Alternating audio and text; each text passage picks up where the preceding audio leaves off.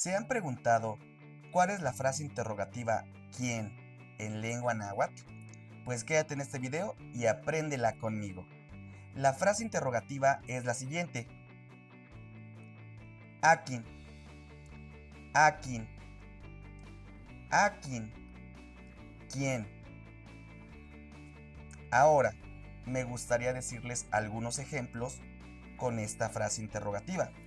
Tenemos, por ejemplo, akin choca, akin choca, akin choca. ¿Quién llora? Akin tequiti, akin tequiti, akin tequiti. ¿Quién trabaja? Akin tlacua, akin tlacua, akin tlacua. ¿Quién come? ¿Ven? De esta manera utilizamos la frase interrogativa akin, que es ¿quién? Bueno, ¿ya la conocías? Bueno, espero te sea de utilidad. Oncatimomati. Ahí nos vemos. No olvides seguirme y aprende lengua náhuatl conmigo.